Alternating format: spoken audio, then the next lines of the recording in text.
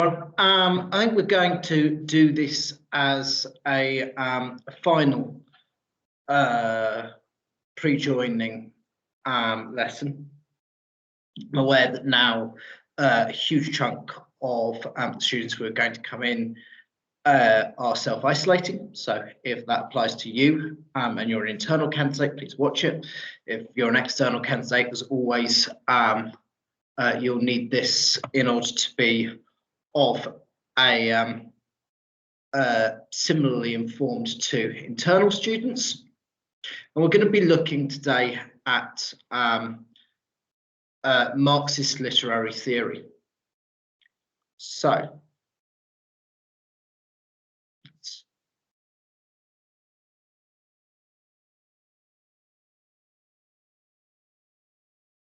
go, let's copy.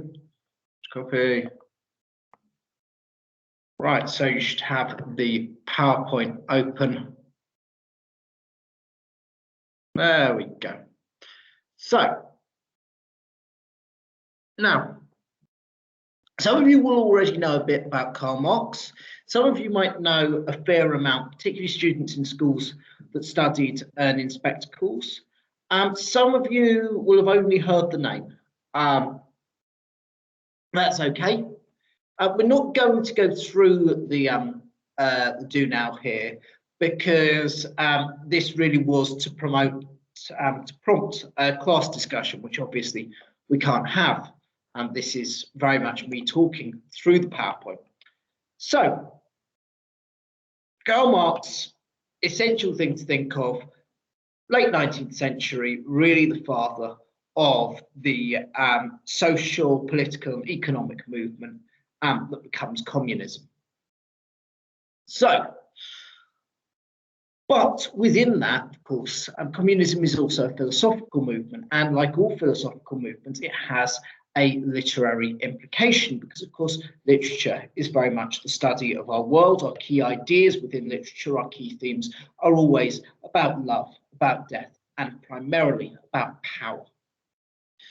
So, Marx has a different concept of how society is ordered, the realities of society, than we tend to take for granted. So we tend to think of about a number of things as forming the identity of our society, what makes us who we are as a society. And literature in every society with a literature is always one of those things. So we are our literature, our philosophy, our religion, our politics, our entertainment, our laws. And you can identify various societies throughout human history as having these things be distinct to that society. So you can use literature to understand things about society because literature will present all of those other aspects. But the conventional belief says that literature also shapes society. If you think about it, actually, laws are anchored in the stories we tell ourselves. The stories we tell ourselves, the stories we tell about ourselves are, the cornerstone of our society. And the first module we'll be studying in September is a play that forms part of the literary canon of the ancient Athenian society, the ancient Greek Agamemnon, the first part of the Aristotle trilogy. This trilogy of plays gives a rationale, gives an origin myth for the creation of a Greek court system. It talks about justice within the Athenian concept. It is, and Greek theatre also holds a religious aspect as well as a social aspect, as well as a political aspect, as well as dictating the legal aspect and reflecting it.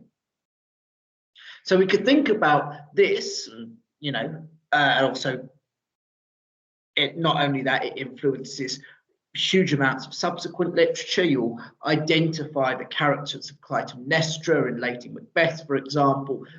Huge amounts of dramaturgical techniques are taken straight from ancient Greek theatre. So we could say that this is something that's shaped society. But Marx would think we're wrong. So, the selection of societal aspects that we think of as forming society did not actually shape society, thinks Marx. They're instead the superstructure, the things built on top of what already shaped society. So super means on top of. So Karl Marx thinks that if you have all of those things, you don't actually have a society. There's something they have to be built on. So this is our superstructure. These are the things we look at and we think of society, but on. Because this is what is fundamental to society. Underneath the superstructure, you have the base. All of the superstructure is built on top of. The base is the economic aspects of life. Two economic aspects of life that Marx is interested in primarily: means of production and forces of production. Now, means of production are what exists in order to produce things, in order to make money, to make a profit. So your means of production are your raw materials, your factories, your farms, your land, to some extent your knowledge, your technology. All of these are your means of production. You must have them in order to have an economy. And your forces of production are your labor, the people who work with these means of production, people who work to produce. And the forces of production, it's not just how many people you have, but who are those people? How are they educated? How does the education help inform the workforce, the force of production? How does that shape your economy? How are they equipped? What tools do they have? What do they have access to? How are they organized? How do you decide how a factory is run? Are they unionized? Are they run in a hierarchical structure? Are they run in a communal structure? All of those will influence your economy. That together they make up the economic, with the means of production, they make up the economic aspects of life. And all of society that we see visible in the superstructure sitting on top of that is determined by those economic aspects of life. On the surface, this seems like a very bold claim. So, and we go on the right-hand side, superstructure and infrastructure. It's also often called the base. The infrastructure, the inherent bits, the inside of the bottom of our society. So, just give me a second, I'm just going to close the door.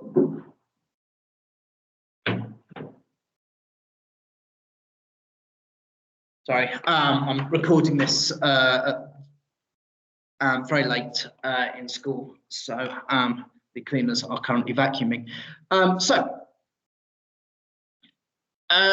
Marx believes that the superstructure reflected the infrastructure. The superstructure doesn't exist independently. It tells the stories of the infrastructure, even if in a slightly roundabout way. And that includes religion. So the religion of an agrarian economy, that's an economy which is based on farming, is going to be different to the religion of a people whose economy isn't based on farming, of a trade economy, for example, one that bases itself on travel, on exploration, perhaps on colonization. So, for example, the former, the agrarian economy, is often going to worship fertility gods, or usually goddesses, who are responsible, they believe, for growth and for birth. And that's because birth, the birth of new animals, and growth, the growth of crops, those are the most important things to them. So they've got to reflect who they are. But if you're a seafaring nation, your gods might be gods of the wind or gods of trade. They might be the gods that you choose to worship, that you create for yourself, because those are the things that are most important to your economy. Now, as part of the superstructure, literature cannot meaningfully change society because it does not change the infrastructure.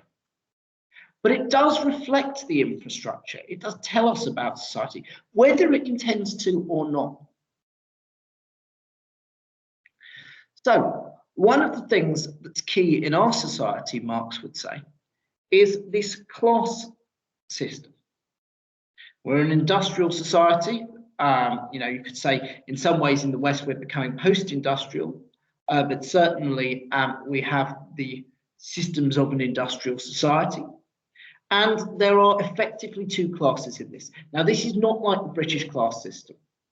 The British class system, there are loads of aspects that make one person one class and one person the other class. So you can have like working class billionaires who've made goods and own, huge numbers of factories and all of that kind of stuff. It's nothing like that. Marxism is simple. There are two classes, the bourgeoisie and the proletariat. Now, the bourgeoisie are a relatively small group of people who disproportionately own the means of production. So they own your technologies, your factories, your land. They are the bourgeoisie, and there are a few of them, and they own everything that's necessary for the proletariat. Everything that effectively, because they own the means of production, they own the workers. They are in control of the infrastructure of society. The proletariat are the much larger group of workers who the bourgeoisie have power over. So you've got effectively two classes operating. The bourgeoisie, because they're outnumbered, have to do something to maintain power. It's in their interests to have power.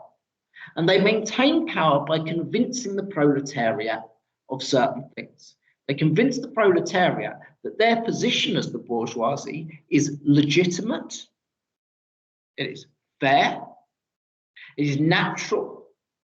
All societies must work like this. It's the only way of having a functioning society. And it's in the best interests of the proletariat. This power of the bourgeoisie, it can be called the hegemony. Hegemony is the power structure of a society. Who has power, how they exercise power, what gives them power.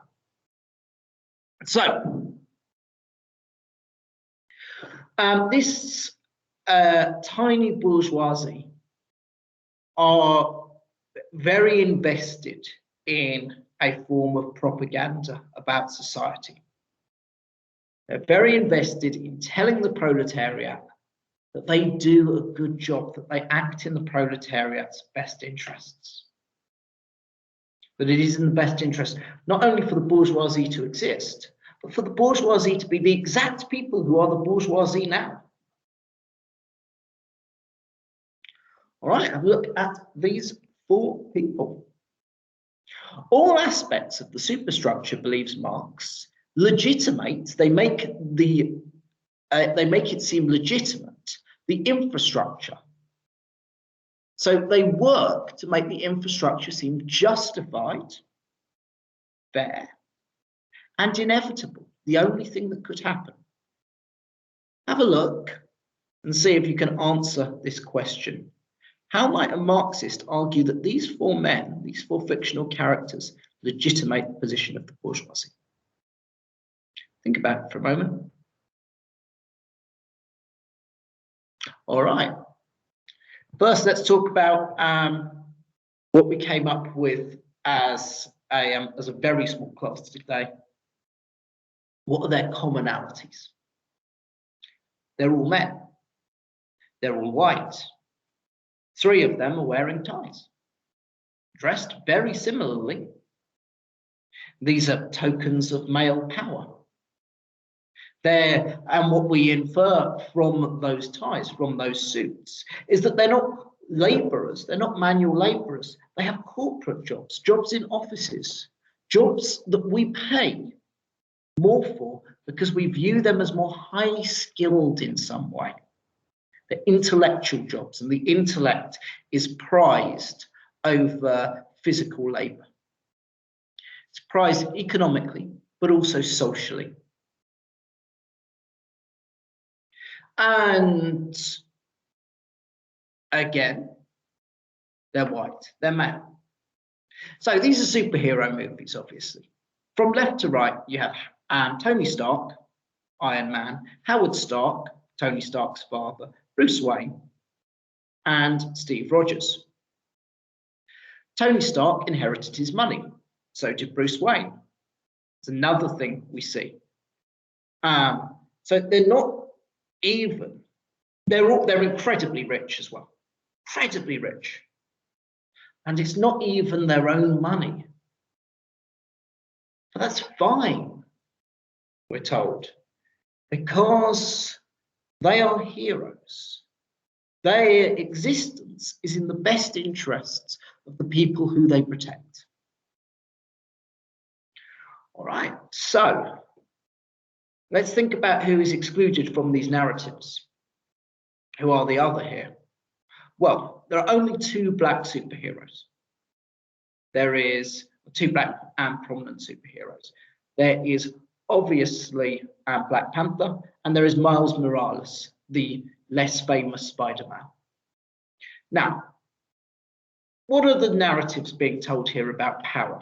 We say these four men are powerful men. What is being told about power in the case of Black Panther? Well, you think about Black Panther, Wakanda is a black separatist nation. So it is the narrative that black people can have power in society as long as it's only over black people. And of course, it's men. It's still men. Always going to be men over women. There is one female superhero I can think of to get a film in the last 20 years. If you can think of another, please do drop a note telling me. But it's very difficult.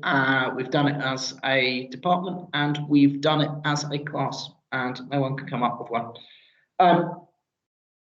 So they actually reflect, these men reflect who our bourgeoisie is. We know that power lies largely in the hands of rich people who are mostly men, who are mostly white. And that is what this culture that is what this media presents back to us and legitimates. It makes that seem normal, and it makes it seem fair. It makes it seem fair because, as I say, it makes it seem like it's in the best interest, that these are better people. These are better people. They're also all hugely clever. This is another thing. They're more intelligent than the proletariat, this bourgeoisie. They have access to special knowledge. No one else can invent in the way that Tony and Howard and Bruce can. So they haven't just inherited their wealth, they've also earned it in another way through being intellectually better than other people by having an elite access to knowledge that the mere proletariat don't have.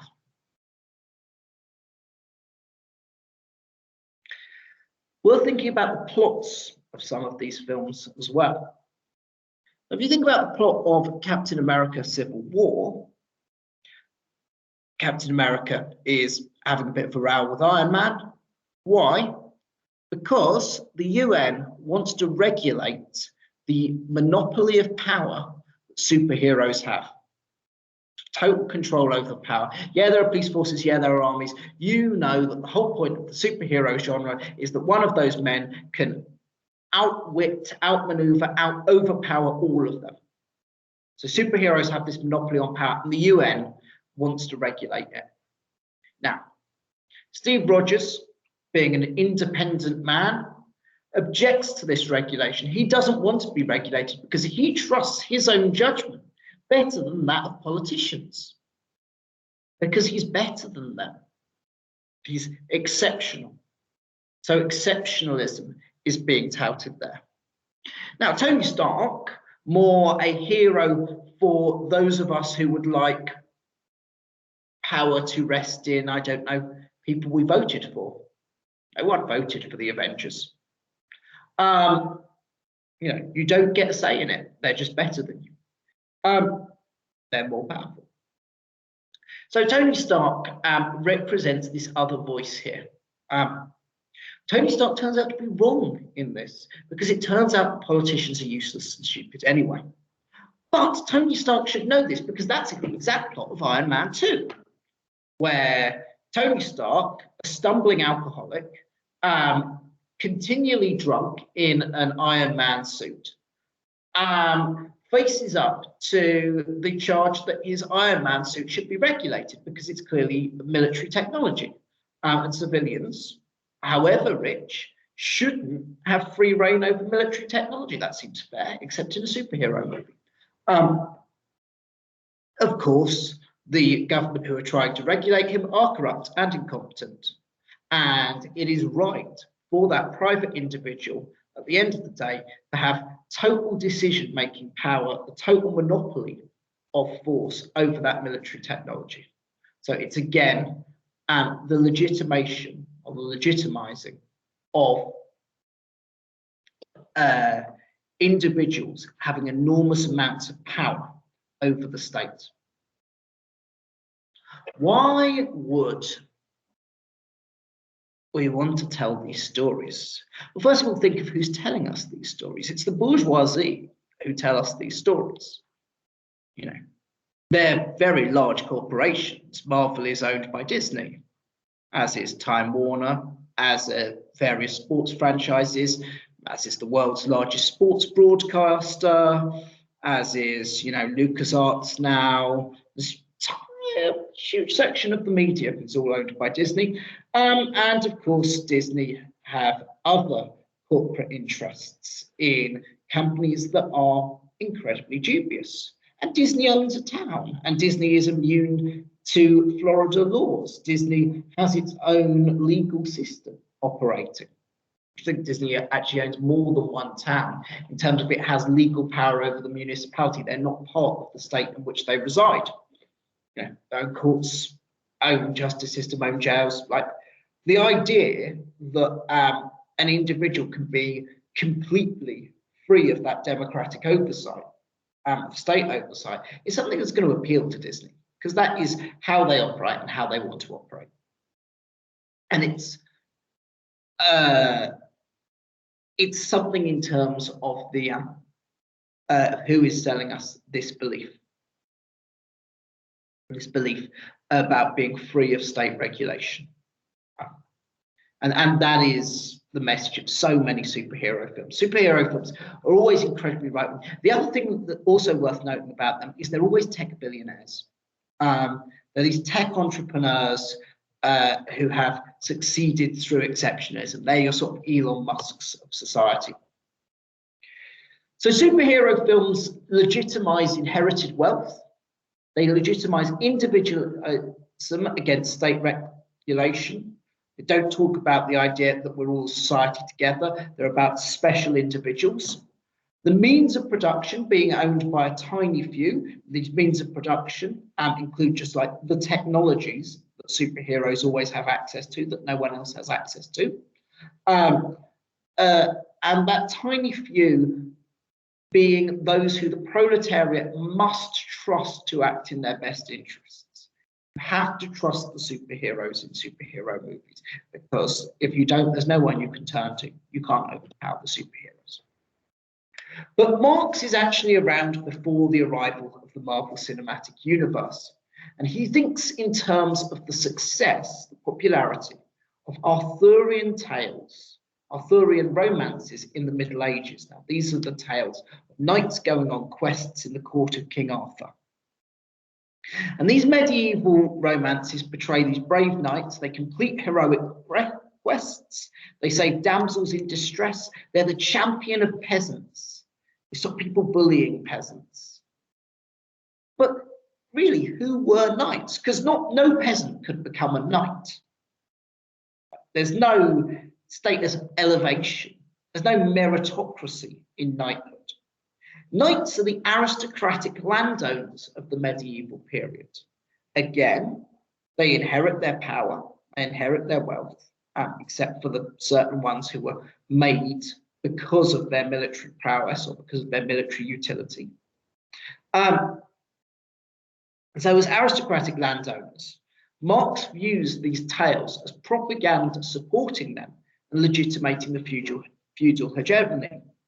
So it is fine that these people have all of this power because they protect us, because it's natural, because it's in the proletariat's best interest. In a feudal society, in the same way, it's in the proletariat's best interest in the tech-dominated society that tech billionaires have all of this power. The infrastructure that the superstructure legitimates can be very culturally specific. Our economic infrastructure is very slightly different to American economic infrastructure, and our superstructure is slightly different. Think, James Bond, he effectively functions as a superhero. What's the difference between him and those American superheroes? So American superheroes, they're often tech entrepreneurs, but the British equivalent isn't a tech entrepreneur. James Bond comes from a very old family indeed, an old family of landowners. He's a landowning aristocrat. We see it so clearly in Skyfall. His income doesn't come from the selling of technologies like Wayne Industries. His income comes from wealth generated by farmers on his estate, plunged back to him as someone who exists simply as a collector of rent.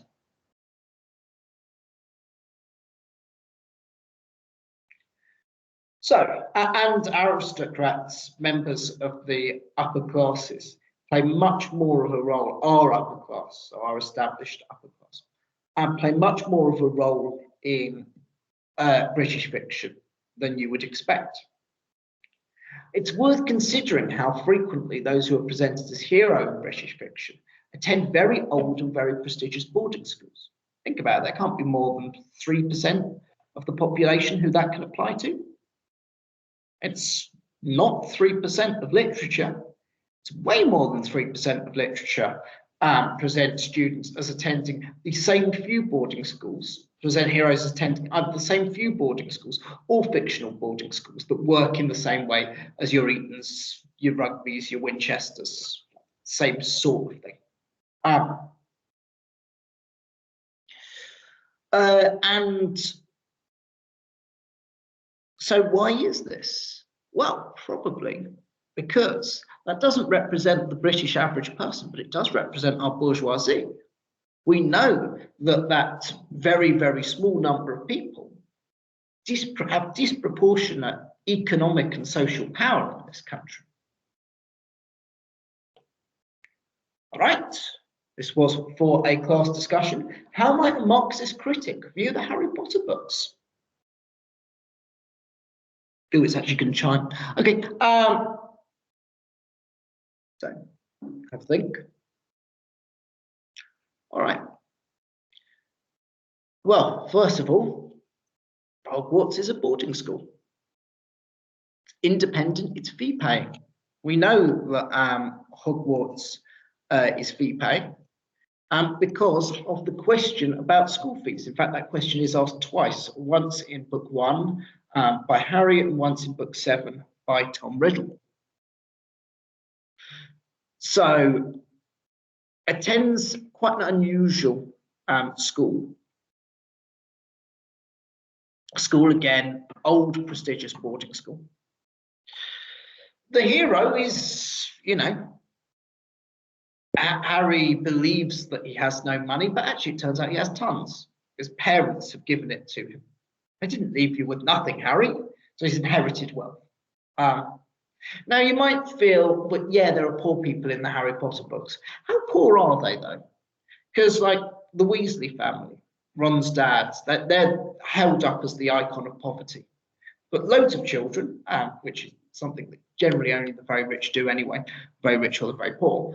Arthur Weasley's job is as a civil servant, a junior official in the Ministry of Magic.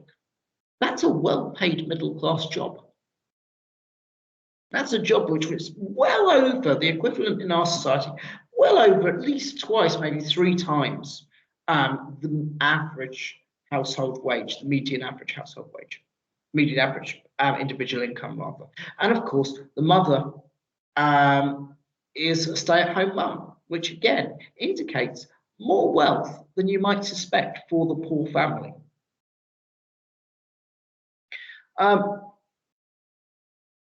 So we've got this aspect. We've got very rich, largely very white people who are heroes by virtue of birthright. Access to special technologies, absolutely. Access to a means of production. Magic is a functional means of production there. They've got powers that other people don't have. They are better. Well, now in Harry Potter, the bourgeoisie are obviously the wizards and the proletariat are obviously the muggles. And the bourgeoisie, think back to superhero films, if the muggles want to hold the wizards accountable, how are they going to do that? The wizards have powers that the muggles do not. If you go, I want to stop you using magic in a certain way, you have no power to. That's even if the muggles actually were aware of how the wizards are using their powers, and they're not. Every time muggles become aware of wizarding power, what actually happens is their memory gets wiped. Force is used against them, always to keep them in line, but it's always for the best interests of the muggles. That's something that the wizards continually tell us through these narratives. It is questionable whether that is actually true. So, let's complicate matters further a little bit, because we can say that these the Harry Potter heroes exist as a typical bourgeoisie. They have own the means of production, are very wealthy. But there can be more than one type of bourgeoisie, and they can dominate more than one type of means of production. The bourgeoisies and the means of productions often overlap. So, Hogwarts is a wealth hegemony. Power is to the richest. It's an independent fee-paying boarding school. Yeah, there might be bursaries, but yeah, so what? That's true of every single independent fee-paying boarding school. And Harry Potter as a hero comes from a background of inherited wealth. But there's also another form of hegemony, which is knowledge hegemony. Magic can be seen as a technology, but it can also be seen as access to a knowledge. In the form of controlling access to magical education, the staff of Hogwarts represent a knowledge bourgeoisie controlling a means of production, that knowledge being the means of production. Those who they deem worthy of accessing that means of production are lifted up into the bourgeoisie. They have power, they pick. Those who are not only are prevented from accessing that knowledge, the very existence of that knowledge is hidden from them. And think about the people out there, including you, including me, who don't know what they don't know. You have to know something about something in order to know that you're ignorant of it. And this is magic to the muggles. They do not know anything about magic, so they do not know that they've been deprived of that knowledge. Think about how many forms of knowledge exist in the world that you are deprived of, that you do not know you are deprived of. Think about how many people who are not attending sixth form, who are not doing A-levels, do not actually know that they are deprived of the conversations that we are having. So in doing this, Hogwarts perpetuates an unaccountable elite, because if they don't know what the elite are doing, if they're never going to be in these Russell Group universities, if they're never going to be in the Oxbridges, if there are conversations that happen behind closed doors that they are not privy to, that the bourgeoisie have not allowed them access to, how can the proletariat ever hold the bourgeoisie accountable? How can they ever decide what it is that the bourgeoisie are doing that is wrong, that they wish them to stop doing? And in Harry Potter, Rowling legitimizes this academic hegemony, this academic and this cultural hegemony. It is presented as being inevitable, natural. The wizards are just, they're naturally good. Magic just appears. And as being justified and justifiable. You know, it's not actually only the Death Eaters, those Voldemort's army who control the Ministry of Magic, who believe that magic is might, therefore that might is right. Actually, that's believed by every single character. Every single character uses magic in a way that is completely unaccountable. Unaccountable rather only to them, only to the bourgeoisie. The bourgeoisie regulate themselves. No one else regulates them. So actually, Harry Potter is telling the same story. This same, what from a Marxist view, is the same piece of propaganda about our society. The truth is, this is really the way, reality, of how our infrastructure works. And we keep telling these stories and we keep being told these stories. And as a result, we don't question whether that's how it should work, whether those hegemonies are right. Right, so I will be seeing you all in September, where you will also be seeing the other 5 teachers who make up the 3 classes we've got coming in this year. So can you please make sure that you buy the required course books? They are on the page after the letter. I think it's page 3 or page 4. Page 3. In your course handbook. If you've joined us, you've got a physical copy of this. If you've been in school already, you've got a physical copy of this. If you haven't, if you're an external candidate, it will be on Applica. Please buy the course books that are required reading, along with any of the ones on recommended reading that you're interested in. Some will be recommended by teachers along the course of the course. There are 3 pages of tasks in your pre-joining booklet. Please complete them before September. They are required for entrance into our course. And give yourself time to. I think they'll take a minimum of about 12 hours, probably more like 15 hours. You've got a lot of time between now and September. Use 3 weeks of that time just working an hour a day, 5 days, 5 hours done, to actually do this. Like, make sure that you're putting in some work over the holidays, because those tasks are also going to be part of the material that helps prepare you to hit the ground running in at A level. And as you may have noticed, we have a very, very packed course ahead. So, good luck, everyone. See you in September. Goodbye.